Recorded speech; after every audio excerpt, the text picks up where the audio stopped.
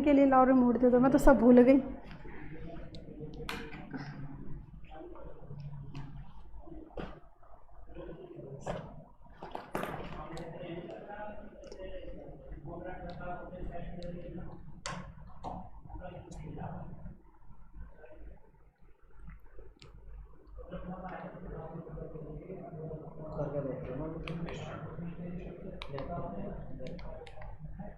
बस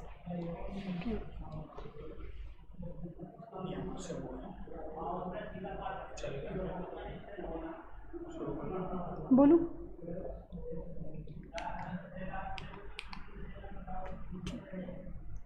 ओके कर दो।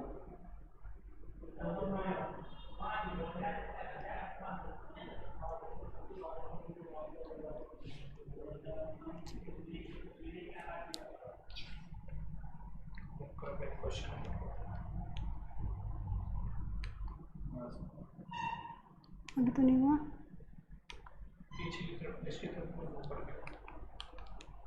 बस ठीक है, चलिए। हेलो एवरीवन, कैसे हैं आप सभी? मैं कामनी गौतम स्वागत करती हूं आप सभी का अपने यूट्यूब चैनल नित्य क्लासेस में। सभी लोग आ जाइएगा। और जैसा कि आप जानते हैं कि आप सभी के लिए यहां पर रिवीजन कोर्स स्टार्ट किया है सीडीपी का, जिसमें बहुत ही इंपॉर्टेंट क्वेश्चंस आपको मिलने वाले हैं। तो स्टार्ट करते हैं क्लास को स्टार्ट करने से पहले मैं यही कहना चाहूँगी कि सभी लोग जुड़ जाइएगा। और जो भी मेरे चैनल के साथ फर्स्ट टाइम जुड़ा है, प्लीज़ सब्सक्राइब करना बिल्कुल भी ना भूलें। साथ ही साथ मैं ये भी कहना चाहूँगी, कोई भी प्रॉब्लम्स आपको आती है तो कमेंट कीजिएगा। कमेंट में आपका साथ के साथ आपको समझाया जाएगा कि क्वेश्चंस का आंसर कैसे है और किस तरीके से दिया हुआ है। ठीक है, तो क्लास को स्टार्ट करते हैं बिना देरी के। चलिए, तो आप सब मेरा वेट कर रहे हैं, थैंक यू सो मच। जो भी क्लास में पहले आ गया है, पहला क्वेश्चन आप सभी के सामने पढ़ लीजिएगा और सोच समझ के आंसर दीजिएगा। तो चलिए स्टार्ट करते हैं। बेस्ट ऑफ लक सभी के लिए। पहला क्वेश्चन देखिएगा स्क्रीन पर। पहला क्वेश्चन आप सभी के सामने देख लीजिएगा। विज्ञान एवं कला प्रदर्शनियां, संगीत एवं नृत्य कार्यक्रम और विद्यालय पत्रिकाओं के प्रकाशन का उद्देश्य क्या है? तो आपको बताना है। 4 आपके सामने ऑप्शन देखिएगा। विद्यालय के नाम को स्थापित करना, अभिभावकों को संतुष्ट करना, शिक्षार्थियों के लिए एक सृजनात्मक मार्ग प्रदान करना, या फिर विद्यार्थियों को विभिन्न व्यवसायों के लिए तैयार करना। तो जल्दी से करें कमेंट, क्या होगा फर्स्ट क्वेश्चन का आंसर। जो भी क्लास में जुड़े हैं सभी का बहुत बहुत स्वागत है। तो बताइएगा पहला क्वेश्चन आप सभी के सामने क्या होगा इसका आंसर। सभी के सभी कमेंट करें। फर्स्ट का सी आंसर आप लोगों का मुझे मिला है और देखते हैं कि आंसर क्या होना चाहिए। ठीक है, चलिए तो एक बार क्वेश्चन पे दोबारा से नज़र डालते हैं। क्या कहा है कि विज्ञान एवं कला प्रदर्शनियां, संगीत एवं नृत्य कार्यक्रम, यानी कि इसमें कई इसको शामिल किया है। और आप जानते हैं कि ऐसा विद्यालय पत्रिकाओं के प्रकाशन का जो उद्देश्य होता है वो क्या होता है कि बच्चों को रचनात्मक चिंतन से जोड़ना। अर्थात आपका जो सी ऑप्शन है बिल्कुल इसका सही जवाब हो जाएगा कि इसका जो राइट आंसर होगा ना, शिक्षार्थियों के लिए एक सृजनात्मक मार्ग प्रदान करना होता है, जिसमें बच्चा अपनी रुचि के आधार पर चिंतन करता है और बहुत सारी समस्याओं के समाधान करने की कोशिश करता है। इस क्वेश्चन का आंसर सी ऑप्शन बिल्कुल सही जवाब। नेक्स्ट क्वेश्चन आप सभी के सामने देखिएगा। जब एक बालक एक जानवर को कुत्ते के नाम से जाना जाता है तो वह सभी 4 टांगों वाले जानवरों को कुत्ता कहने लगता है। इसे क्या कहा जा सकता है? तो बताइएगा। स्कीम्स यानी कि स्कीमा है, अनुकूलन, समायोजन या आत्मसातीकरण। तो जल्दी से बताइएगा। सेकंड क्वेश्चन आपके सामने है, इसका सही जवाब क्या होगा भाई? सेकंड क्वेश्चन का आंसर दीजिएगा। जब एक बालक एक जानवर को देखकर वो कुत्ते के नाम से उसको जानता है तो वह सभी 4 टांगों वाले जानवर को कुत्ता कहने लगता है। तो उसे क्या कहा जाएगा? स्कीम, अनुकूलन, समायोजन या आत्मसातीकरण? जल्दी से दीजिएगा जवाब मुझे। तो यहाँ पर बी ऑप्शन मिला है आप लोगों की तरफ से। बी एक ही आंसर रिपीट किया है। अनुकूलन आपने मुझे बताया है और स्कीमा भी मुझे आंसर मिला है। मैंने ये आपको थ्योरी में बहुत अच्छे से समझाया है। उम्मीद थी कि आप इस क्वेश्चन का आंसर बहुत अच्छे से देंगे, लेकिन यहाँ पर आप लोग गड़बड़ कर रहे हो। तो देखिएगा, देखिए, इस क्वेश्चन के आंसर की हम बात करें तो मैं आपको बता दूं कि इस क्वेश्चन का पहले तो सही जवाब जो होगा ना वो होगा डी, होगा आत्मसातीकरण। जब नए ज्ञान के आधार पर जब हम कोई नया ज्ञान प्राप्त करते हैं तो उसमें पुराने ज्ञान को शामिल करना होता है, तो उसे कहा जाता है आत्मसातीकरण।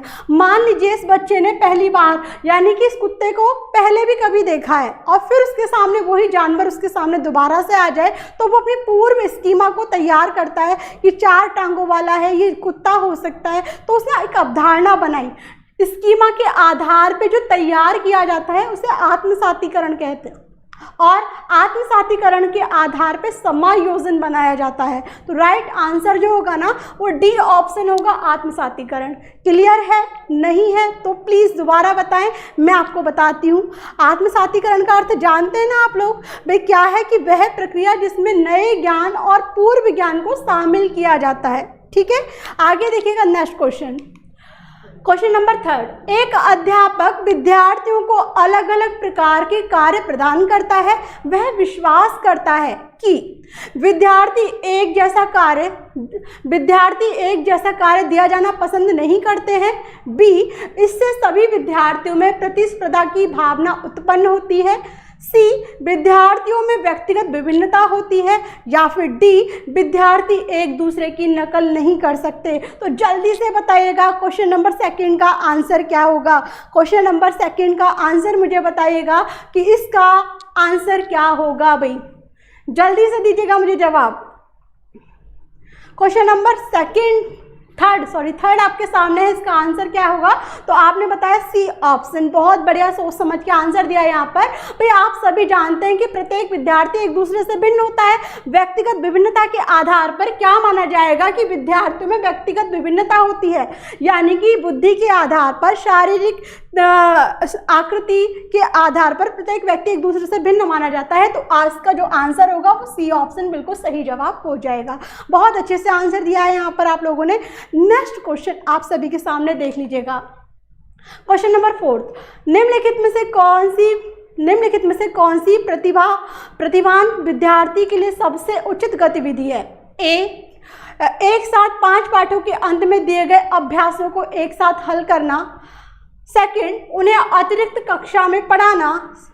सी, हाल में दिए हुए विद्यार्थियों में आयोजित एक खेल पर रिपोर्ट लिखने के लिए कहना। या फिर डी, दी गई अवधारणाओं पर एक मौलिक नाटक लिखना। देखिए मैं आपको बता दूं इसमें थोड़े से ऑप्शन गलत दिए हुए हैं। यहाँ पर ए तो है आपका ये वाला, और बी और सी लास्ट है डी। ठीक है, तो आप देखकर मुझे बताइएगा कि इसका सही आंसर क्या होगा। क्वेश्चन नंबर 4 आपके सामने है, इसका आंसर मुझे बताइएगा कि राइट आंसर कौन सा होगा। भाई सभी के सभी सोच समझ के आंसर दें, कोई भी डाउट हो तो प्लीज़ साथ के साथ कमेंट करना भी ना भूलें। तो यहाँ पर बी आंसर आप लोगों ने मुझे दिया, नमित ने कहा है कि बी होगा। देख लेते हैं भाई। क्वेश्चन नंबर 4 आपके सामने है, सही जवाब मैं आप लोगों से पूछ रही हूँ, बताइएगा जल्दी। निम्नलिखित में से कौन सी प्रतिभावान विद्यार्थी के लिए सबसे उचित गतिविधि होगी? आप जानते हैं प्रतिभाशाली बच्चे कौन से होते हैं? जिनका आईक्यू लेवल 120 से ऊपर होता है। तो यहाँ पे लेफ्ट का मानना है कि डी ऑप्शन। तो मैं आपको बता दूं सही जवाब जो होगा, जिसमें कोई बच्चा अपने चिंतन के आधार पर अपनी चिंतन जिज्ञासा या फिर कह सकते हैं कि यहाँ पर बच्चा अपनी अवधारणाओं पर एक मौलिक नाटक लिखे, उसे कहा जाएगा प्रतिभाशाली विद्यार्थी। तो राइट आंसर होगा वो डी ऑप्शन होगा। जिन्होंने भी डी आंसर लगाया बिल्कुल सही जवाब है। ठीक है, कोई भी डाउट नहीं है। भाई मौलिक नाटक लिखना जिसमें बच्चा अपने आधार पर चिंतन करेगा, अपने तर्क लगाएगा, तो राइट आंसर क्या हो जाएगा? D option. चलिए नेक्स्ट क्वेश्चन। क्वेश्चन नंबर 5, परीक्षा देते समय देविका प्रोत्साहित तथा राजेश निरुत्साहित महसूस करता है। उसके संवेगात्मक अनुभव का अंतर संभावित रूप से निम्नलिखित में से किससे संबंधित है? तो जल्दी से मुझे बताइएगा भाई। ए, समय अंतराल। बी, संवेगों की चरम सीमा। सी, अनुकूलन का स्तर। या विचार का घनत्व। तो जल्दी से मुझे बताएं क्वेश्चन नंबर 5 का सही आंसर क्या होगा। क्वेश्चन नंबर 5 आपके सामने है और जल्दी से बता दीजिएगा कि राइट आंसर क्या है। भाई जल्दी से कमेंट करें और बताएं क्वेश्चन नंबर 5 का सही जवाब क्या होगा।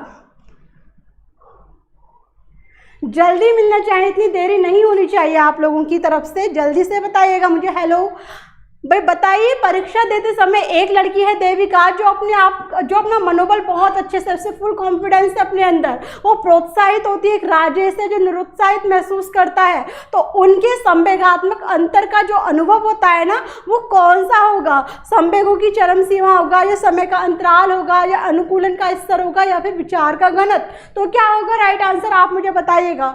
बी आंसर आप लोगों की तरफ से मुझे मिल रहा है, यानी कि संवेगों की चरम सीमा आप लोगों ने मुझे बताया है। चलिए देख लेते हैं यहाँ पर राइट आंसर क्या होना है। देखिए, जब किसी भी कार्य को हम सीखते हैं, अच्छा ठीक है, जब किसी भी कार्य को हम सीखते हैं ना, तो वहाँ पर हमारे संवेग क्या करते हैं, उस संवेग जो हमारे होते हैं वो, यानी कि जैसे जैसे हमारी एज बढ़ती है उसी तरह से हमारे संवेगों में क्या होता है, परिवर्तन होने लगता है। बात करें उनके संवेगात्मक अनुभव का अंतर जो संभाव्य, यानी कि संवेग सभी के अलग अलग होते हैं, तो उसका जो राइट हो आंसर जो होगा ना, अनुकूलन का स्तर, यानी कि सी ऑप्शन जो होगा वो इसका सही जवाब होगा। क्वेश्चन नंबर 5 का सी आंसर होगा संवेग अलग हैं, तो संवेग अलग होने के आधार पर जो अंतर निकल कर आएगा अनुकूलन करने का, यानी कि आपका राइट आंसर होगा सी ऑप्शन, अनुकूलन का स्तर। उन्होंने अनुकूलन का स्तर, इसका राइट आंसर है सी आंसर, बिल्कुल सही जवाब है, बी नहीं होगा। भाई आपने बताया संवेगों की चरम सीमा, संवेगों की चरम सीमा का मतलब क्या होता है? आप जानते हैं संवेग कौन कौन से होते हैं आपके, क्रोध, ईर्ष्या, ग्लानि, ये सारे संवेग होते हैं ना। लेकिन यहाँ पर आपका क्वेश्चन देखिएगा क्या कह रहा है, क्वेश्चन आपके सामने कौन सा देखिएगा, क्वेश्चन शायद चेंज हो गया है यहाँ पर। भाई कोई भी लड़की है जो बहुत ही बिना किसी झिझक के एग्जाम को अच्छे से पढ़ रही है, उसको समझ रही है, तो आपका राइट आंसर जो है ना वो सी होगा, अनुकूल करने का स्तर, यानी कि उसको सीखने समझने का स्तर होगा। संवेगों की चरम सीमा नहीं होगी इसमें, बी आंसर नहीं होगा, सी आंसर इसका राइट आंसर होगा।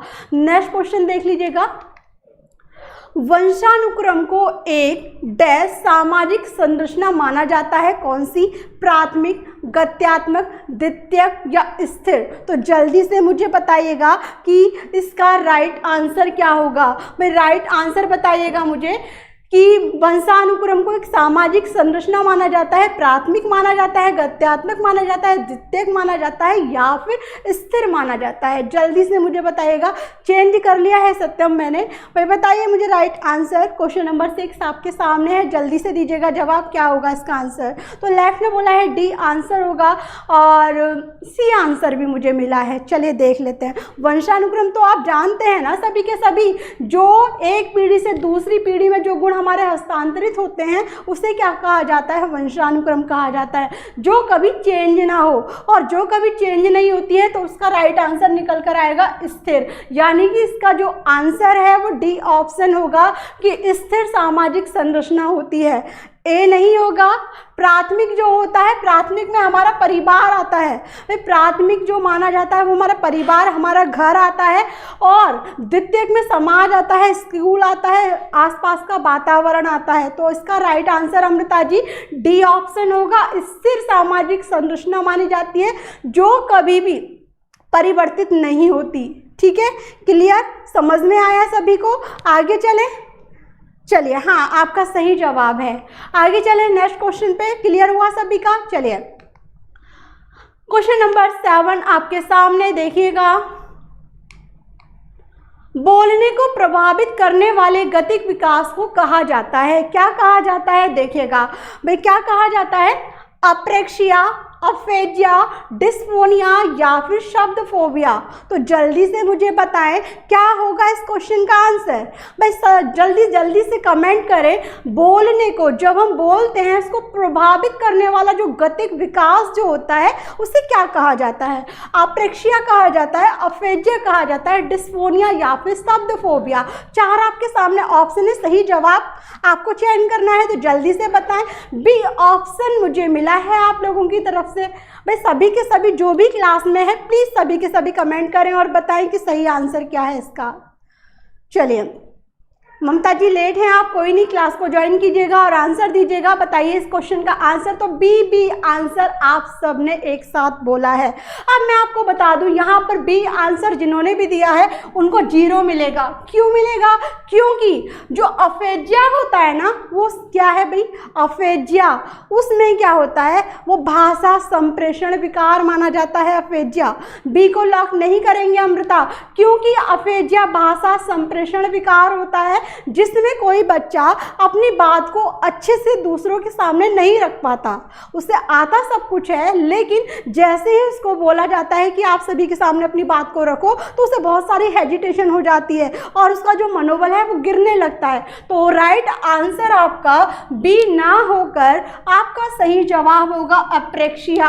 आपने देखिएगा, अप्रेक्सिया जो होता है शारीरिक विकार होता है जिसमें क्या होती है, हमारी मांसपेशियां तनने लगती हैं। तो बच्चा बोलते समय ना उसकी मांसपेशियों में खिंचाव आने लगता है, तो उसके कारण बच्चे को बोलने में दिक्कत होती है। तो बोलने को प्रभावित करने वाला जो गतिक विकास माना गया है वो आपका ए ऑप्शन होगा अप्रेक्सिया। क्लियर हुआ भाई? इसमें आपने देखा होगा लिखना, चलना, कूदना, बोलना, इस तरह के विकार को इसके अंतर्गत रखा जाता है।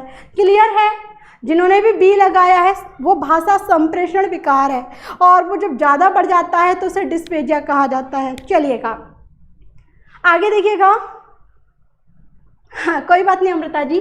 नेक्स्ट क्वेश्चन, गार्डनर के बहुबुद्धि सिद्धांत के अनुसार, गार्डनर के बहुबुद्धि सिद्धांत के अनुसार वह कारक जो एक व्यक्ति के आत्मबोध में सबसे अधिक योगदान देता है वह हो सकता है कौन सा?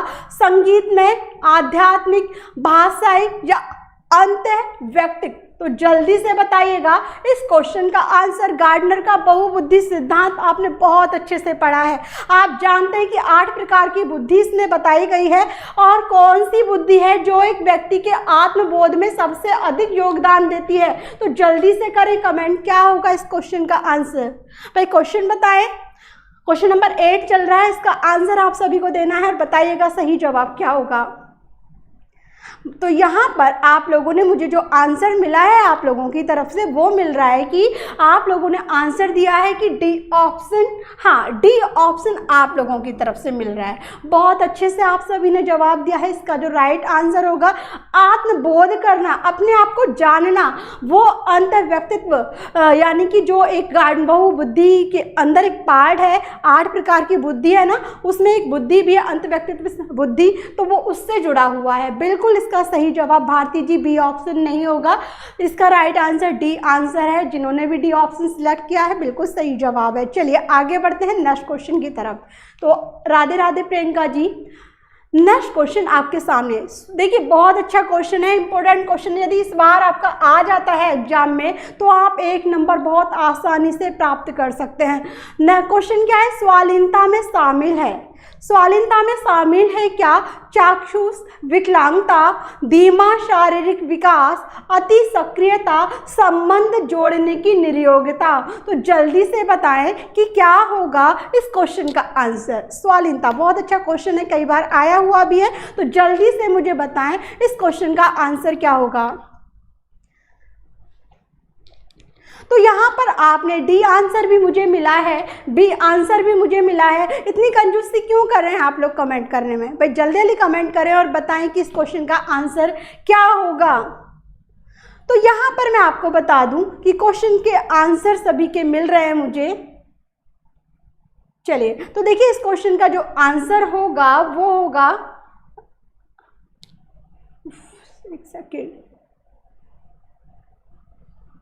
एक सेकंड रुकिएगा। देखिए इस क्वेश्चन का आंसर जो होगा स्वालीनता में शामिल हो।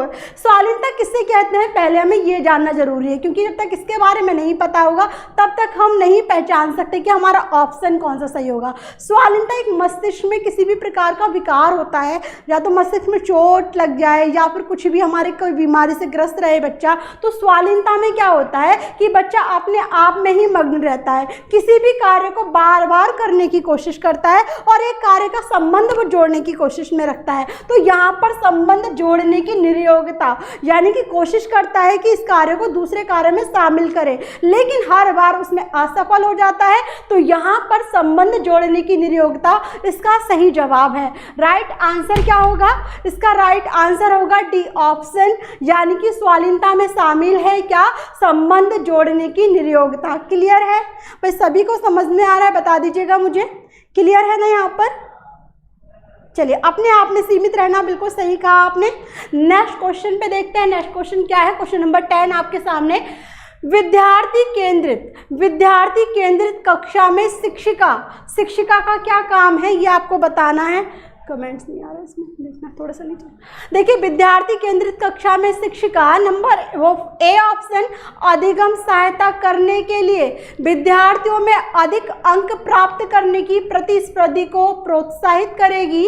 बी, वह अपने विद्यार्थियों से जो कुछ करने की उम्मीद रखता है उसका उदाहरण देकर उसके बाद सीखने के लिए उन्हें निर्देश देगी। या सी ऑप्शन ऐसी विधियां प्रयोग करेगी जिनके द्वारा अधिगमकर्ताओं को अपने अधिगम में प्रोत्साहन मिलेगा।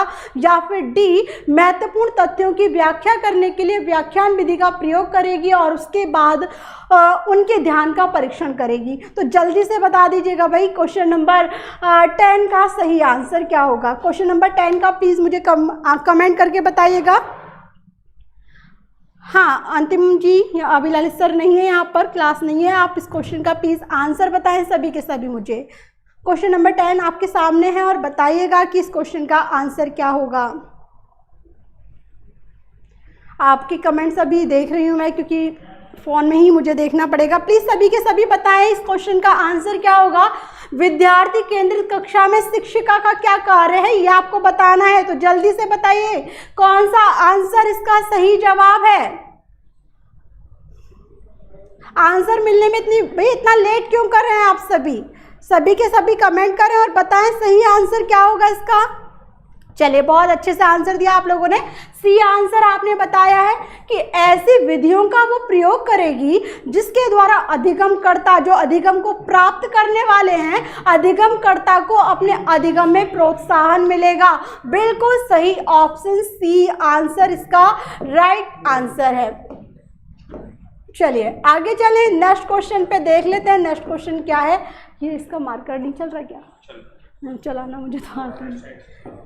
अच्छा, यहाँ पे नहीं चल रहा ना।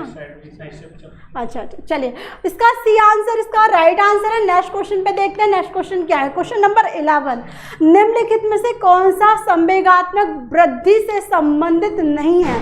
तो देख लीजिएगा एक बार।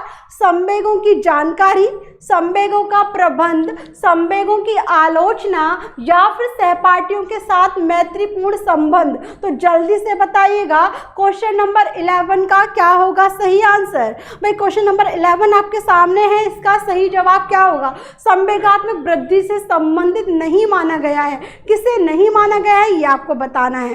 भाई जल्दी कमेंट करें। उमा जी, अंतिम, ममता, अमृता, काफ़ी लोग मेरे साथ जुड़े हैं और सहजाद जी, सबने सी आंसर दिया है। मुझे लगता है सी आंसर आपने इसी क्वेश्चन, प्लीज़ क्वेश्चन नंबर भी डालें जिससे कोई भी डाउट ना हो कि आपने किसी दूसरे क्वेश्चन का आंसर तो नहीं दे रहे हैं। चलिए, बहुत बढ़िया जवाब। यहाँ पर किसी को किसी भी प्रकार का कोई भी डाउट नहीं है। भाई राइट आंसर जो होगा ना वो होगा संवेगों की आलोचना। ये संवेगात्मक बुद्धि से संबंधित नहीं है। बिल्कुल राइट आंसर सी ऑप्शन इसका सही जवाब है। संवेगों की जानकारी रखी जाती है, संवेगों का प्रबंध किया जाता है और सहपाठियों के साथ मैत्रीपूर्ण संबंध भी हमारे संवेगों के आधार पर ही डिपेंड करता है। तो राइट आंसर क्या होगा? संवेगों की आलोचना बिल्कुल सही जवाब है। चलिए नेक्स्ट क्वेश्चन आपके सामने, क्वेश्चन नंबर 12 देखिएगा सभी के सभी। स्तर पर बालक अपनी वास्तविक योग्यताओं को पहचानना शुरू कर देता है और उसकी तुलना दूसरों के कौशलों से भी करने लगता है। कब? विद्यालय से पूर्व, प्राथमिक विद्यालय में आने के बाद, माध्यमिक विद्यालय में, या फिर मध्य वयस्क अवस्था। कौन सी ऑप्शन आपको सही लग रहा है? प्लीज़ कमेंट करके मुझे बताएं। जल्दी से जवाब दें कि इस क्वेश्चन का आंसर क्या होगा। क्वेश्चन नंबर 12 आपके सामने है और आपको बताना है बोर्ड का कलर चेंज अब तो नहीं हो पाएगा। आपको क्लियर नहीं हो रहा है क्या? क्लियर नहीं हो रहा है? क्लियर तो आ रहा है भाई। भाई प्लीज़ बताएं क्वेश्चन नंबर 12 का सही आंसर क्या होगा? बहुत बढ़िया जवाब आप लोग मुझे दे रहे हैं भाई। विद्यालय से पूर्व भी मुझे मिला है आप लोगों की तरफ से, बी ऑप्शन भी मिला है आप सबकी तरफ से। तो राइट आंसर क्या है हम देख लेते हैं। अधिकतर जो आंसर मुझे मिला है वो बी ऑप्शन मिला है। चलिए बहुत बढ़िया जवाब। राइट आंसर जो होगा ना, स्तर यानी कि डैश स्तर पर बालक अपनी वास्तविक योग्यता, वास्तविक अपने बारे में, अपनी फैमिली के बारे में वास्तविक योग्यताओं को पहचानना शुरू कर देता है और उनकी तुलना दूसरों क्वेश्चनों से भी करने लगता है। वो है प्राथमिक विद्यालय। यानी कि प्राथमिक विद्यालय में आते आते बच्चा जब प्राथमिक विद्यालय में आना शुरू कर देता है, वहाँ पर बच्चा अपने आप को पहचानना शुरू कर देता है। तो राइट आंसर इसका बी ऑप्शन इसका सही जवाब है। ठीक है। अच्छा, इंग्लिश का दिखाई नहीं पड़ रहा है नीतीश, तो हाँ इसका थोड़ा सा येलो कलर है तो उसका डर लग रहा होगा आपको। जो इवनिंग क्लास होगी मेरी हिंदी की उसमें आपको सब कुछ क्लियर मिलेगा। ठीक है। चलिए क्वेश्चन नंबर 13 देखिएगा। लड़कियां अपने परिवार में एक अच्छी बेटी, बहन, दोस्त और पत्नी तथा माँ बनना सीखती हैं। यह अधिगम निम्नलिखित में से किस प्रक्रिया का परिणाम है? तो देखिएगा, परिवर्तन, परिपक्वता, सामाजिकरण या अनुकूलन। तो जल्दी से दीजिएगा जवाब क्या होगा इस क्वेश्चन का आंसर। भाई प्लीज़ कमेंट करें और बताएं इस क्वेश्चन का आंसर क्या है। यहाँ पर लड़कियाँ अपने परिवार में एक अच्छी बेटी बनती है, बहन, दोस्त, पत्नी और माँ बनना सीख लेती है। यह अधिगम की किस प्रक्रिया का परिणाम है ये आपको बताना है। तो यहाँ पर राइट आंसर आप लोगों ने मुझे देने शुरू कर दिए हैं और बिना किसी डाउट के यहाँ पर बहुत अच्छे से आंसर मिल रहा है। ए ऑप्शन भी मुझे मिला है, सी भी मिला है, डी भी मिला है। तो मैं आपको बता दूं इसका सही जवाब क्या होगा। ये सामाजिकरण की प्रक्रिया होती है। समाज में रहकर ही हम सारे रिश्ते, नाते, नियम इन सबको सीखते हैं। तो भाई ये प्रक्रिया जो होगी ना वो परिवर्तन की नहीं होगी, परिपक्वता के आधार पे भी नहीं होती। सामाजिकरण प्रक्रिया है जिसे हम समाज में रहकर समाज के दायित्वों को पूरा करने के लिए निभाते हैं। तो राइट आंसर सी ऑप्शन होगा, जिसका भी सी आंसर है बिल्कुल सही जवाब है। क्लियर है? आगे चलें नेक्स्ट क्वेश्चन। हाँ, तो मेरी जो क्लास होगी ना 4 बजे है हिंदी की क्लास, सभी के सभी आइएगा। चलिए, अच्छा थैंक यू नमित जी। चलिए नेक्स्ट क्वेश्चन देखिएगा, क्वेश्चन नंबर 14। बालक का सामाजिकरण क्षेत्र निर्भर करता है किस पर करता है? वातावरण पर, उत्तेजना के स्तर पर, शारीरिक विकास पर या भाषा विकास पर। तो जल्दी से मुझे बताएं कि बालक का सामाजिकरण क्षेत्र किस पर डिपेंड करता है? ए, बी, सी, डी 4 ही ऑप्शन होते हैं और 4 में से ही आपको चुनना होता है। तो जल्दी से मुझे बताएं सही जवाब कौन सा होगा। क्वेश्चन नंबर 14 आपके सामने है, आपको बताना है सही जवाब, तो बता दीजिएगा मुझे। बहुत बढ़िया जवाब मिल रहे हैं सभी के। प्रदीप जी, विवेक जी, लेफ्ट, ममता और सभी के सभी का मानना है ए ऑप्शन। बिना किसी डाउट के आपने ए आंसर को सिलेक्ट किया है।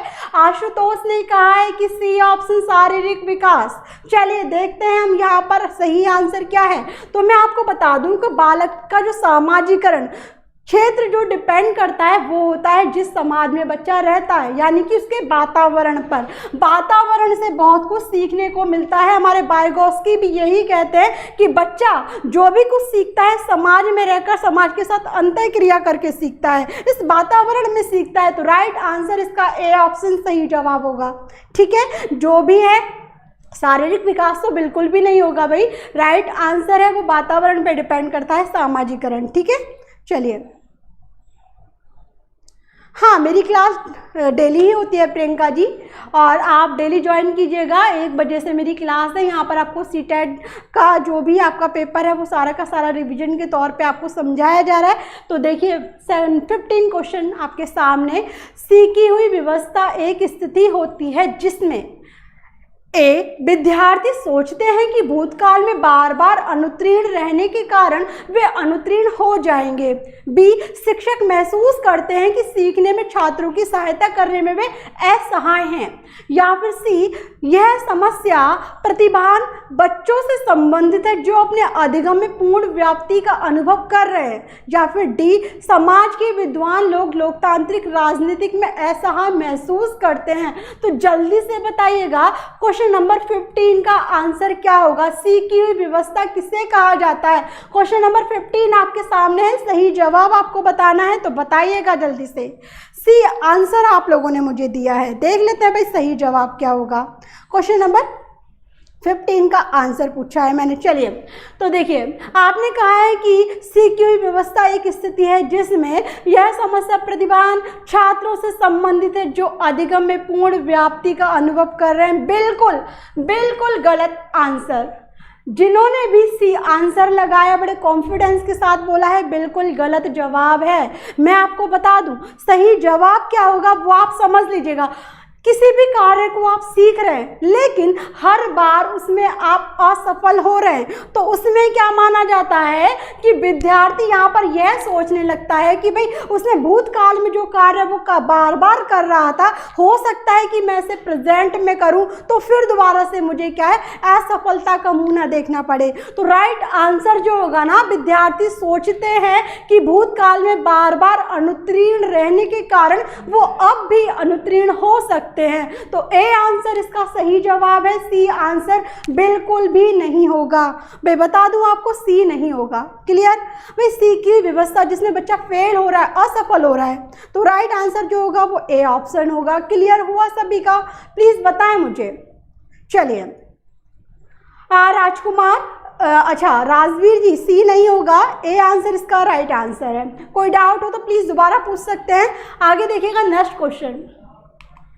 क्वेश्चन नंबर 16 आपके सामने है, देख लीजिएगा। सामाजिकरण के माध्यम से एक विद्यार्थी धीरे धीरे डैश से संबंधित अपनी स्वयं की पहचान विकसित कर लेता है। अहम के द्वारा, व्यक्तित्व के द्वारा, प्रकृति के द्वारा या दृष्टिकोण के द्वारा। तो जल्दी से मुझे बताएं क्वेश्चन नंबर 16 का क्या होगा आंसर? भाई जल्दी से कमेंट करें, बहुत इजी क्वेश्चन है, आप आराम से बता सकते हैं। तो क्वेश्चन नंबर 16 का क्या होगा राइट आंसर? जल्दी से मुझे बताइएगा भाई। सामाजिकरण के माध्यम से एक विद्यार्थी धीरे धीरे डैश से संबंधित स्वयं की पहचान विकसित करता है, किसके द्वारा? प्लीज कमेंट करें और बताएं क्वेश्चन नंबर 16 का सही जवाब। बी आंसर आप लोग मुझे दे रहे हैं। चलिए देखते हैं सही जवाब क्या होगा। बी आंसर संजय जी ने ए आंसर दिया है, बाकी सभी ने बी आंसर दिया है। चलिए देखिए, सामाजिकरण के बारे में आप जानते हैं, जो भी कार्य हम समाज के संपर्क में आके करते हैं, ठीक है। एक विद्यार्थी धीरे धीरे संबंधित अपनी स्वयं की पहचान किसके द्वारा विकसित करता है? तो चार आपके सामने ऑप्शन, जैसा कि आपने देख लिया होगा, अहम, व्यक्तित्व, प्रकृति और दृष्टिकोण। तो इसमें जो राइट आंसर होगा, एक व्यक्ति का व्यक्तित्व दो पर डिपेंड करता है। एक क्या है? एक उसके वंशानुक्रम पे, दूसरा क्या है? समाज जिसमें वो रहता है। तो इसका राइट आंसर कौन सा होगा भाई? सी होगा, बी होगा, ए होगा? भाई यहाँ पर तीन के तीन आंसर मिले हैं, तो राइट आंसर इसका होगा व्यक्तित्व के द्वारा। वो अपना व्यक्तित्व वहां पर निकालता है, अपनी पहचान धीरे धीरे व्यक्तित्व से संबंधित अपनी स्वयं की पहचान को विकसित कर लेता है। बी आंसर बिल्कुल सही जवाब है। चलिए नेक्स्ट क्वेश्चन आप सभी के सामने देखिएगा क्या है। सिद्धांत के रूप में रचनावाद। सिद्धांत के रूप में रचनावाद ए अनुकरण की भूमिका पर केंद्रित है, बी शिक्षार्थी की संसार के प्रति अपने दृष्टिकोण निर्मित करने की भूमिका पर बल देता है, या फिर सी सूचना को याद रखने और पुनः स्मरण के माध्यम से जांच करने पर बल देता है, या डी शिक्षक की मुख्य भूमिका पर बल देता है। तो जल्दी से बताइएगा सिद्धांत के रूप में रचनावाद का सही आंसर क्या होगा। क्वेश्चन नंबर 17 आपके सामने है, तो जल्दी से आंसर दीजिएगा। बहुत बढ़िया आंसर मिला है मुझे आप लोगों की तरफ से यहाँ पर बिना किसी डाउट के। आप सभी को पता है कि बी आंसर बिल्कुल इसका सही जवाब है, यानी कि शिक्षार्थी की संसार के प्रति अपने दृष्टिकोण निर्मित करने की भूमिका पर बल देता है। बच्चे को आगे बढ़ने पर उसका मनोबल बढ़ाने में क्या है, उसके पर बल देता है। तो बिल्कुल बी आंसर इसका सही जवाब है। नेक्स्ट क्वेश्चन, क्वेश्चन नंबर 18 देख लीजिएगा। बहुत ही अच्छा सवाल है ये वाला क्वेश्चन आपका, बहुत ही इंपॉर्टेंट क्वेश्चन है, बहुत ज़्यादा गलतियां भी होती हैं। देख लेते हैं। एक बालक निम्न में से कितने वर्ष की आयु में मैं की अवधारणा को विकसित कर लेता है, मैं की अवधारणा को सीखता है? 1 वर्ष, 2 वर्ष, 3 वर्ष या 4 वर्ष? तो जल्दी से बताएं सही जवाब क्या होगा। भाई सभी के सभी आंसर दें, और ना भी समझ में आ रहा हो तो प्लीज़ मुझे पूछें। मैं बार बार आपसे कहती हूँ कोई भी डाउट हो तो उसे ऐसे ही मत छोड़िए, पूछिए आप मेरे से। जल्दी बताइएगा, एक बालक निम्न में से कितने वर्ष की आयु में मैं की अवधारणा को विकसित कर लेता है? तो यहाँ पर 1 2 3 4 ऑप्शन है, तो जल्दी से बताएं। भाई यहाँ पर मुझे ए ऑप्शन यानी कि B option, C option, D option, 3 option मुझे आप लोगों की तरफ से मिल रहे हैं। चलिए देख लेते हैं। भाई इस आंसर क्वेश्चन को मैं आपको कई बार समझा चुकी हूँ, लेकिन आपके मस्तिष्क में पता नहीं कैसे आप याद करते हो। चलिए, एक बालक निम्न में से कितने वर्ष की आयु में मैं की अवधारणा सीखता है? तो आपने देखा होगा 1 वर्ष का बच्चा बोलने लग जाता है, 1 वर्ष 1.25 साल तक का बच्चा बोलने लग जाता है। ठीक है। अब आपने देखा होगा जब बच्चे के सामने कोई उसके बड़े या माता पिता कोई भी खड़ा होता है, तो बच्चा कुछ चीज़ पकड़े हो तो बच्चे से यदि उस चीज़ को मांगी जाती है तो बच्चा कहता है नहीं मेरी है। आपने देखा होगा आपके घर में जो छोटा बच्चा कोई 2 साल का, आप उससे चीज़ लेकर देखिएगा, वो कहेगा नहीं मेरी है। तो बच्चा जो है ना वो 2 साल की उम्र में मैं की अवधारणा को विकसित कर लेता है, और आते आते 3 साल की उम्र में वो मैं के अलावा तुम यानी कि किसी दूसरे व्यक्ति को भी जानने लगता है। तो राइट आंसर इसका होगा बी, यानी कि 2 वर्ष। याद रखिएगा 3 वर्ष में वो अपने के साथ साथ वो दूसरे लोगों को भी समझने लग जाता है। तो 2 होगा, 3 नहीं होगा। समझ में आया? क्लियर हुआ? भाई यहाँ पर जब मैं की अवधारणा जो विकसित करता है ना बच्चा, वहाँ पर 2 वर्ष की आयु में वो अपने आप को समझने लगता है। कोई भी चीज़ उसकी खुद की होती है, वो हर बात में कहता है ये मेरी है, मेरी है। उसके मुंह से कभी नहीं निकलता कि ये आपकी है, ये तुम्हारी है। ठीक है। और 3 वर्ष के आते आते वो समझने लग जाता है कि अच्छा भाई 3 वर्ष की आयु में आते आते वो मैं के साथ साथ तुम की भाषा को भी समझने लग जाता है। तो राइट आंसर 2 वर्ष होगा। चलिए नेक्स्ट क्वेश्चन की तरफ चलते हैं, देख लेते हैं क्वेश्चन नंबर 19। पहले से सीखे गए कौशलों और नए कौशलों के एक समान तत्वों की उपस्थिति का परिणाम क्या होता है? यहाँ पर भी आप अपने अपने भिन्न भिन्न आंसर दोगे, मुझे पता है, क्योंकि कितनी बार भी आपको समझा लो लेकिन करेंगे वही जो आपने पहले से ही अपने माइंड में फिक्स किया हुआ है। देखिएगा, नकारात्मक स्थानांतरण, सकारात्मक स्थानांतरण, सामान्यीकृत स्थानांतरण या शून्य स्थानांतरण। तो जल्दी से बताइएगा राइट आंसर क्या होगा भाई।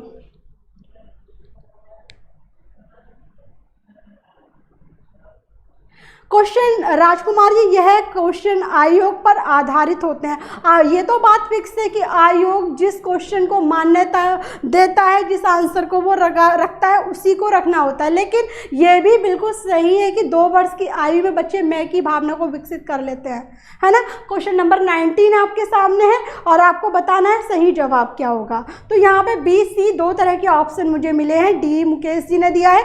देख लेते हैं सही जवाब क्या है। मैं क्वेश्चन को पढ़ लिया करें, मैं आपको बताते जब तक हम क्वेश्चन ढंग से नहीं पढ़ेंगे ना तो उसके ऑप्शन में हमेशा मार्क खाएंगे। हमें फिर डाउट में रहेगा कि ए भी सही हो सकता है, बी भी हो सकता है। क्वेश्चन को पढ़ लो आराम से, आंसर अपने आप चुटकी में निकल जाएगा। देखिए, पहले से सीखे गए कौशलों यानी कि पहले से आप सीख चुके हैं, है ना।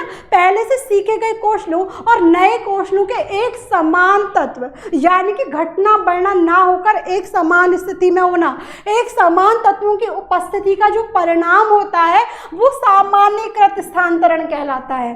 क्या कहलाता है? जिन्होंने भी सी ऑप्शन लगाया है बिल्कुल सही जवाब है, यानी कि वो सामान्य स्थिति में होते हैं, तो उसका होगा सामान्यीकृत स्थानांतरण। नकारात्मक में क्या होता है? सीखा हुआ प्रभाव जो नकारात्मक रूप से प्रभावित करे, तो नकारात्मक सीखा हुआ प्रभाव यदि आपको अच्छा प्रभावित करता है तो वो सकारात्मक होता है। शून्य होता है जो किसी भी रूप से आपको प्रभावित ना करे, और सामान्य जो पहले सीखा हुआ ज्ञान और नया सीखा ज्ञान परिमाण बराबर हो तो वो सामान्य स्थानांतरण कहलाएगा। क्लियर? चलिए नेक्स्ट क्वेश्चन देखिएगा, क्वेश्चन नंबर 20। सामाजिक संबंध एक बालक की सामाजिक चेतना को बढ़ाता है तथा उसके डैश का निर्माण करता है। किसका? देख लेते हैं। आत्म पहचान का, संस्कृति का, मित्र मंडली का या औपचारिक संबंध का? तो जल्दी से बताइएगा क्या होगा इसका सही जवाब। भाई बताइएगा। क्वेश्चन नंबर 20 आपके सामने है और आपको बताना है कि इसका सही जवाब क्या होगा। देखिएगा आंसर मिलने शुरू हो गए हैं आप लोगों की तरफ से। सामाजिक संबंध एक बालक की सामाजिक चेतना को बढ़ाता है, सीखने समझने की शक्ति को बढ़ाता है, तो वहां पर तो उसके डैश का निर्माण करता है। किसका निर्माण करता है ये बताना है। तो देखिएगा क्या होगा। चलिए राजकुमार जी ने कहा है कि संस्कृति का निर्माण करेगा, बी ऑप्शन होगा। चलिए अब मैं आपको बता दूं कि यदि आप यदि आप किसी समाज में रहते हैं तो अपनी पहचान आप वहां पर बनाओगे तो वहां पर संस्कृति का निर्माण होगा या आपकी स्वयं की पहचान विकसित होगी। भाई मुझे बताइएगा, यदि आप किसी भी समाज में रहकर आप किसी भी लेवल पर जाते हो तो वहां पर संस्कृति का निर्माण होना या वहां पर स्वयं की आपकी आत्म पहचान होगी। आपको जाना जाएगा कि हाँ भाई ये लड़का इंस्पेक्टर है या ये जज है या फिर ये क्या कहते हैं किसी इससे प्रोफेशन से जुड़ा हुआ है। तो वहाँ पर संस्कृति का निर्माण नहीं होता है। समाज में रहकर संस्कृति को हम सीखते हैं, वो हमारी आत्म पहचान को बनाता है। तो राइट आंसर जो होगा वो ए ऑप्शन होगा, आत्म पहचान को बनाना। क्लियर? बी ऑप्शन नहीं होगा। जिन्होंने भी बी लगाया है बिल्कुल गलत आंसर है। राइट आंसर आत्म पहचान का निर्माण करना होता है समाज में रहकर। ठीक है? क्लियर हुआ? बताइएगा मुझे। आगे चले नेक्स्ट क्वेश्चन की तरफ, बताइए प्लीज। चलिए आगे देखिएगा क्वेश्चन नंबर 21। प्रतिभाशाली विद्यार्थी सामान्यतः शारीरिक रूप से कमजोर होते हैं और सामाजिक अंतःक्रिया में अच्छे नहीं होते। सामान्यतः अपने शिक्षकों को पसंद नहीं करते। सी, बिना किसी सहायता के अपने सामर्थ्य का पूर्ण विकास कर लेते हैं। या फिर डी, मानव के लिए महत्वपूर्ण किसी भी क्षेत्र में स्वभावतः अच्छा निष्पादन करते हैं। तो जल्दी से बताइएगा राइट आंसर क्या होगा। प्रतिभाशाली बच्चे कैसे होते हैं भाई आपको बताना है, तो जल्दी से बताइएगा इस क्वेश्चन का आंसर। अब आप लोगों के आंसर आने लगे हैं भाई, यहाँ पर देख लेते हैं सही जवाब क्या होगा। भाई क्वेश्चन कौन सा, एक सेकंड। हाँ, क्वेश्चन नंबर 21 देखिएगा। अब है आपने बताया डी ऑप्शन। कभी कभी ऐसा लगता है कि आप एक ही क्वेश्चन के पीछे भाग रहे हो। यदि किसी ने कोई ऑप्शन दे दिया तो उसी के पीछे आप लोग चल देते हो। कभी कभी फील होने लगता है, क्योंकि जब आंसर गलत आता है तो गुस्सा आता है मुझे। अमृता मैं देखिएगा, ममता जी प्रतिभाशाली विद्यार्थी, आपने सृजनात्मक बच्चे और प्रतिभाशाली बच्चों में क्या अंतर देखा है? प्रतिभाशाली बच्चे जो होते हैं अपने फील्ड में बहुत अच्छे से अपने आप को बेस्ट परफॉर्मेंस करते हैं, लेकिन जो सृजनात्मक बच्चे होते हैं वो किसी भी फील्ड में जाके अपना 100% देने की कोशिश करते हैं। इसका राइट आंसर जो होगा ना वो बिना किसी सहायता के अपने सामर्थ्य का पूर्ण विकास कर लेते हैं, यानी कि सी ऑप्शन इसका सही जवाब होगा। समिता जी बिल्कुल सही आंसर दिया है आपने। भाई राइट आंसर डी नहीं हो सकता। मानव के लिए महत्वपूर्ण किसी भी क्षेत्र में किसी भी फील्ड में नहीं कर सकता प्रतिभाशाली बच्चा। आपने पढ़ा भी होगा, आपने समझा भी होगा। भाई यहाँ पे किसी भी क्षेत्र में स्वभावतः अच्छा निष्पादन करते हैं, बिल्कुल भी नहीं। राइट आंसर बिना किसी सहायता के अपने कार्य को वो पूर्ण रूप से समझकर उसको सॉल्व कर लेते हैं, यानी कि सी आंसर जो है वो इसका सही जवाब है। ठीक है, लेफ्ट देखिएगा, क्वेश्चन को ऑप्शन पढ़िएगा, ऑप्शन को पढ़ो। मानव के लिए महत्वपूर्ण किसी भी क्षेत्र में स्वभावतः अच्छा निष्पादन करते हैं। आप क्वेश्चन को पढ़ो, प्रतिभाशाली बच्चों के बारे में पूछा जा रहा है, तो प्रतिभाशाली बच्चे किसी भी फील्ड में नहीं, सिर्फ अपने ही फील्ड में वो बेस्ट होते हैं। ठीक है, क्लियर है? प्लीज बताइएगा नीतीश। नीतीश डी इसलिए नहीं होगा क्योंकि यहाँ पर आप देखें ना तो अपसारी चिंतन जो होता है, अभिसारी चिंतन में प्रतिभाशाली बच्चे को रखा जाता है जो अपने फील्ड में बहुत अच्छा परफॉर्मेंस देता है। अपसारी जो होता है वो किसी भी फील्ड में कार्य कर लेता है। ठीक है, तो यहाँ पर सृजनात्मक बच्चों का यदि पूछा जाता, प्रतिभाशाली विद्यार्थी ना देकर सृजनात्मक विद्यार्थी दिया होता ना, तो आपका डी ऑप्शन होता। क्लियर हो रहा है या नहीं हो रहा? प्लीज बताएं मुझे, तभी आगे बढ़ेंगे। भाई सभी के सभी लेफ्ट बताइएगा मुझे। भाई क्लियर है? लेफ्ट बताइएगा। चलिए आगे चले। बिना कैसे सहायता के बच्चे पूर्ण विकास कर सकते हैं? राजकुमार आप पहले कंप्लीट कीजिएगा। नहीं, शिक्षक की आवश्यकता, हाँ ये तो बिल्कुल, शिक्षक की आवश्यकता के बिना तो कुछ भी नहीं कर सकते। देखिए यहाँ पर क्या है, बिना किसी सहायता के, यानी कि वो आपने देखा होगा वो इतने बच्चे टैलेंटेड होते हैं कि वो आपस में किसी की सहायता नहीं लेते। भाई शिक्षक बिना तो ज्ञान मिलना ही पॉसिबल, मतलब इम्पॉसिबल है, मिल ही नहीं सकता। शिक्षक के बिना ज्ञान मिलेगा ही नहीं, ये बात बिल्कुल सत्य है। बिना किसी सहायता का मतलब यहाँ पे ये दिया गया है, जैसे आपस में हेल्प ली जाती है ना किसी भी तरह की, तो वहाँ पर वो किसी भी प्रकार की सहायता ना लेकर अपने कार्य को पूर्ण कर लेते हैं। इस आधार पे आपका सी आंसर जो होगा बिल्कुल सही जवाब होगा। डी जो होगा ना वो अपसारी चिंतन वाले जो बच्चे होते हैं उनके लिए बेस्ट बताया है। अब क्लियर है? प्लीज बताएं मुझे। भाई आगे चलिए क्वेश्चन नंबर 22 देखिएगा। यदि बालक एक पुस्तक को देख रहा है, क्वेश्चन को ढंग से पढ़िएगा, पहले मैं कह रही हूँ आपसे, यदि बालक एक पुस्तक को देखकर पढ़ रहा है तो उसके माता पिता उसे समझाते हैं कि उस पुस्तक में क्या दिखाया गया है। इससे माता पिता अपने बच्चों की वृद्धि का मापन कर रहे हैं। कौन सी वृद्धि का मापन कर रहे हैं? मानसिक, शारीरिक वृद्धि, सांस्कृतिक वृद्धि या फिर सामाजिक। तो जल्दी से मुझे बताइएगा सभी के सभी इस क्वेश्चन का आंसर क्या है। और हाँ प्लीज़ क्लास अच्छी लगे तो उसे लाइक करने में कंजूसी बिल्कुल भी ना करें, अपने फ्रेंड्स को भी शेयर कीजिए जिससे वो कल आकर वो भी लाभ उठा सके इसका। तो जल्दी से मुझे बताएं कि इस क्वेश्चन का आंसर क्या है। क्वेश्चन नंबर 22 आपके सामने है और आपके आंसर भी मुझे मिलने लगे हैं। मैम इस उत्तर से आप एक बार देख लीजिएगा संजय, यदि आप अपसारी और अभिसारी चिंतन को समझ लोगे ना तो आप इस क्वेश्चन को बिना किसी डाउट के समझ जाओगे। ठीक है, आप एक बार समझ देख लीजिएगा उसके बारे में।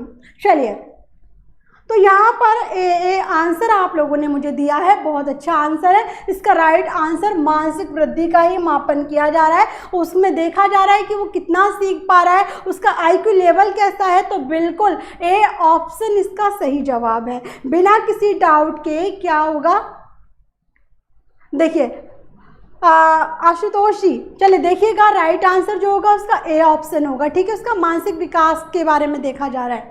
नेक्स्ट क्वेश्चन, क्वेश्चन नंबर 23 निम्नलिखित में से कौन सा उस बालक की अंतिम अवस्था हो सकती है जिसके पास शारीरिक गत्यात्मक वृद्धि होती है।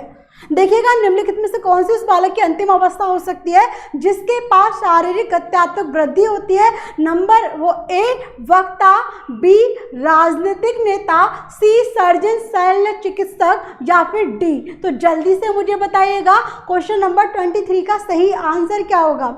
मेरे आंसर बताइएगा क्वेश्चन नंबर 23 का सही जवाब क्या है। मैं बताइएगा क्वेश्चन नंबर 23 आपके सामने है और इसका सही जवाब आपको देना है। राजवीर जी ने सी आंसर दिया है और आप लोग भी अपना अपना आंसर बता सकते हैं। बहुत अच्छे से आंसर मिल रहा है। जो बिना देरी मैं आपको बता दूं, बिना देरी किए इसका जो सही जवाब होगा ना वो सर्जन शल्य चिकित्सक ही होगा। सर जो शारीरिक गत्यात्मक वृद्धि होती है ना, इसमें क्या होता है कि एक व्यक्ति के अंगों में हेर फेर किया जाता है, उसके शारीरिक कौशलों में वृद्धि होती है। तो इसके आधार पे आपका सर्जन शल्य चिकित्सक इसका राइट आंसर होगा। 23 का सी आंसर बिल्कुल सही जवाब है। नेक्स्ट क्वेश्चन देखिएगा। बालक की संकेत करने की योग्यता प्राय वैसे होती है, कैसी होती है ये आपको बताना है।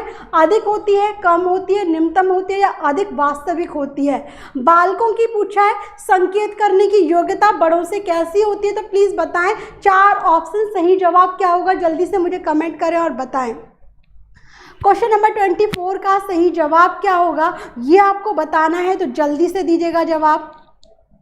हाँ, सीटेट मुकेशी बहुत जल्द होने वाला है और ये संभावना जताई जा रही है कि आपका एग्ज़ाम सितंबर के सेकंड या थर्ड वीक में हो सकता है, क्योंकि अब आपके पास बहुत सारा टाइम निकल चुका है। अब जो एग्ज़ाम की डेट है वो आपकी सितंबर यानी कि नेक्स्ट मंथ में ही है एग्ज़ाम, इतना समझ लीजिए आप सभी। इसका राइट आंसर बालक की संकेत करने की योग्यता, ये आपको बताना है तो जल्दी से दीजिएगा आंसर।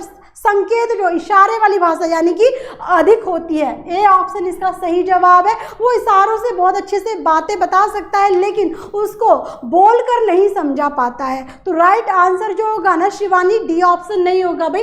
अत्यधिक वास्तविक नहीं होगी, अत्यधिक यानी कि प्राय वयस्कों से वो अधिक होती है, क्योंकि बच्चा संकेत बहुत अच्छे से करता है। ठीक है, अमरनाथ डी ऑप्शन नहीं होगा, वास्तविक में नहीं लाया जाएगा।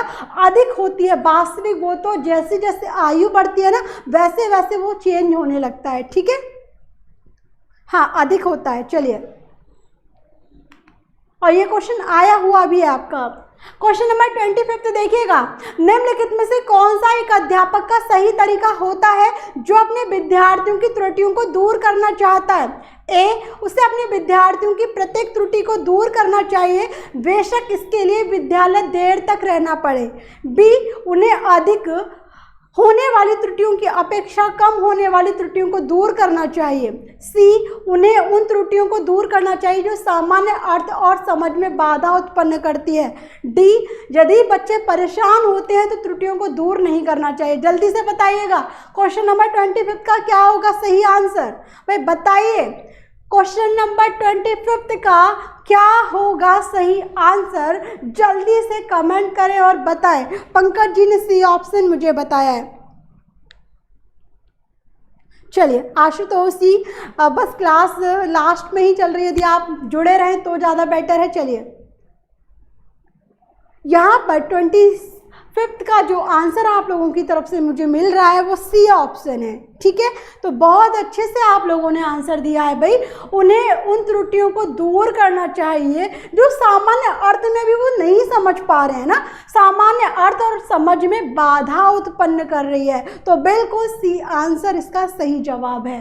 राइट आंसर क्या होगा, सी ऑप्शन। जिन्होंने भी सी आंसर, मुझे लगता है हर किसी ने सी आंसर दिया है, सभी ने सही आंसर लगाया है। चलिए नेक्स्ट क्वेश्चन देख लेते हैं। क्वेश्चन नंबर 26, डैश के माध्यम से एक बालक कुछ तत्वों को सामाजिकरण करता है जिन्हें वह अपने आसपास के वातावरण में देखता है। तो क्या करता है, पहचान करता है, सुझाव, अनुकरण या भाषा। तो जल्दी से बताइएगा किसके माध्यम से एक बालक कुछ तत्वों के सामाजिकरण करता है जिन्हें वह अपने आसपास के वातावरण में देखता है। क्वेश्चन नंबर भी डालें दीपांशी जी, जिससे मुझे पता चल जाए कि आप किस क्वेश्चन का आंसर दे रही हैं। तो जल्दी से बताइएगा क्वेश्चन नंबर 26 का सही जवाब क्या होगा। 26 का सही जवाब पूछ रहे हैं हम आपसे, बताइएगा। सी आंसर आप लोगों ने मुझे दिया है। चलिए,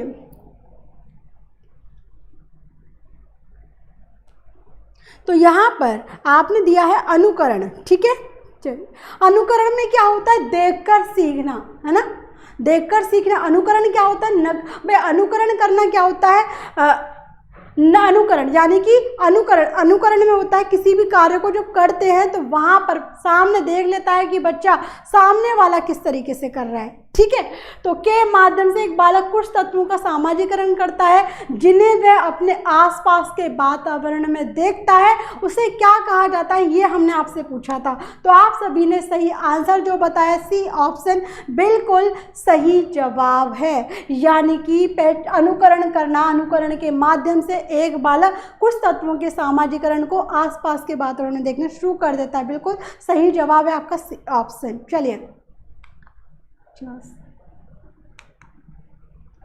सामाजिकरण में सांस्कृतिक स्थानांतरण शामिल है और यह विद्रोह को प्रोत्साहित करता है, व्यक्तित्व का विकास करता है, व्यक्तिगत व्यक्तित्व का विकास करता है, बच्चों को स्तर के अनुसार रखता है या फिर संवेगात्मक सहायता प्रदान करता है। तो जल्दी से बताइएगा सामाजिकरण में जो सांस्कृतिक स्थानांतरण होता है ना, उसका क्या कार्य है। तो जल्दी से मुझे बताइए, 4 ऑप्शन आपके सामने है, प्लीज सही जवाब आपको चुनना है। तो जल्दी से कमेंट करें और बताएं कि राइट आंसर क्या होगा इसका।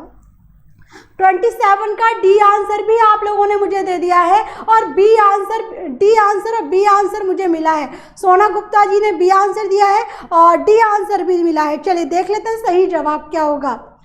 सामाजिकरण, आप सभी जानते हैं समाज में रहकर जब कोई व्यक्ति कुछ भी सीखता है वो सामाजिकरण प्रक्रिया के अंतर्गत आता है।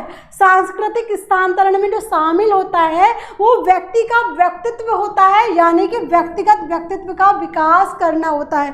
एक व्यक्ति के व्यक्तित्व का विकास करना होता है तो राइट आंसर जो होगा ना वो बी ऑप्शन हो जाएगा। जिन्होंने भी डी आंसर लगाया बिल्कुल गलत हो जाएगा। संवेगात्मक सहायता प्रदान नहीं की जाती है।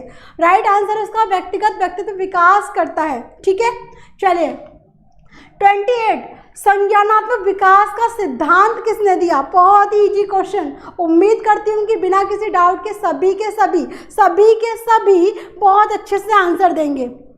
बस ज़्यादा क्लास में होने वाली है, लास्ट क्वेश्चन चल रहा है, 2 क्वेश्चन और है, उसके बाद आपको ईबीएस की क्लास मिलेगी। चलिए 28 का सही जवाब जल्दी से दीजिएगा मुझे। सही जवाब क्या होगा? संज्ञानात्मक विकास का सिद्धांत किसने दिया है? बायकॉस्की ने दिया है, ब्लूम ने, पियाजे ने या फिर विलियम ने? तो सही आंसर तो आप सभी को पता है भाई। संज्ञानात्मक विकास के जनक जो माने जाते हैं ना वो जीन पियाजे माने जाते हैं। यहाँ पर भी गलत की है तो बहुत नुकसान हो जाएगा समिता भाई। डी ए आंसर नहीं होगा, बायकॉस्की नहीं है। सामाजिक सांस्कृतिक सिद्धांत उन्होंने दिया है। सामाजिक विकास की हम बात करें तो पियाजे जी ने दिया है। ठीक है, पियाजे इसका राइट आंसर है। नेक्स्ट क्वेश्चन आप सभी के सामने आपकी स्क्रीन पर देखिए।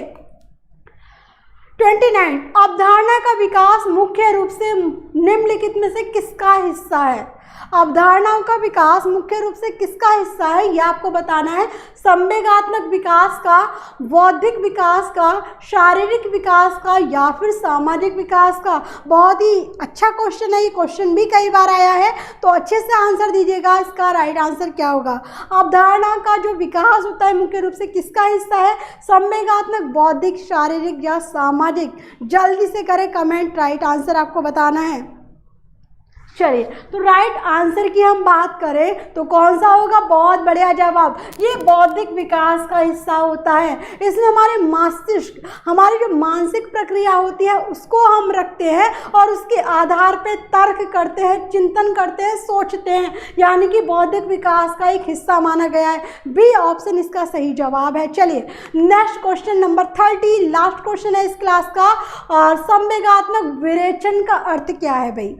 संवेगात्मक विरेचन, संवेगों का दमन करना, अधिक तनावपूर्ण महसूस करना, संवेगों के दमन से बाहर निकलना या संवेगात्मक दमन को सहन करने की योग्यता को बढ़ावा देना।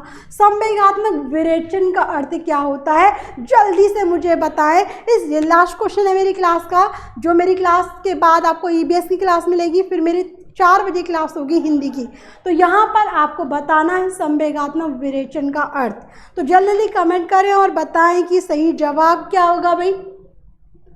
डी आंसर मिला है, ये आंसर भी मुझे मिला है। देख लेते हैं सही जवाब क्या होगा। विरेचन का अर्थ आप लोग जानते हैं भाई, विरेचन का अर्थ क्या होता है?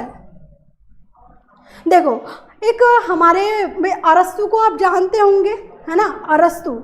अरस्तु जी का मानना है कि विरेचन जो होता है ना वो हमारे संवेगों को शुद्धिकरण करता है। हमारे संवेगों में जो विकार होता है उनको वो शुद्ध करता है। तो आप समझ गए होंगे इस क्वेश्चन का आंसर क्या होना चाहिए। जब हमारे संवेग शुद्ध हो जाएंगे तो संवेगों के दमन से बाहर निकलना, यानी कि सी ऑप्शन इसका सही जवाब होगा। अरस्तु का मानना है कि संवेगों को शुद्धिकरण, जो हमारे संवेग होते हैं उनका शुद्धिकरण किया जाता है और उसके आधार पे हम अपने मस्तिष्क यानी कि मानसिक प्रक्रिया को आगे बढ़ाते हैं। तो इसका संवेगों के दमन से बाहर निकलना संवेगात्मक विरेचन कहलाता है। तो ये है मेरी क्लास की 30 क्वेश्चन। कैसे लगे आपको मेरी क्लास प्लीज़ बताइएगा। अच्छी लगे तो लाइक ज़रूर कीजिएगा। और हाँ, इवनिंग में 4 बजे होगी मेरी हिंदी की क्लास, तो प्लीज़ अच्छी लगी तो आप उसमें भी आइएगा। Thank you so much guys. और प्लीज़ लाइक करना बिल्कुल भी मत भूलेगा। जो भी मेरी क्लास में फर्स्ट टाइम जुड़े हैं वो प्लीज़ चैनल को सब्सक्राइब कर लीजिएगा। आगे भी आपको इसी तरह के क्वेश्चंस मिलेंगे और इस तरह से समझाया जाएगा। कोई भी प्रॉब्लम आपको है, डाउट है, तो आप प्लीज़ कमेंट कीजिएगा, मैं आपके डाउट को क्लियर करूँगी। Thank you so much. Bye bye. ध्यान रखिएगा सभी लोग। Thank you so much.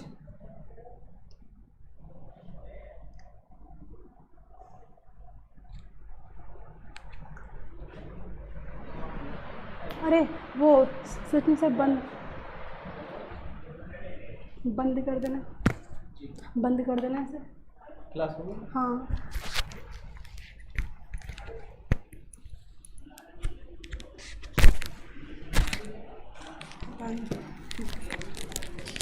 मुझे ये लगता है सुनाई कम देता, तेज और चिल्लाती है आवाज़ भी करती। कॉल करके बोला ये हाँ कि उनसे मैम से बोल रहा हूँ वो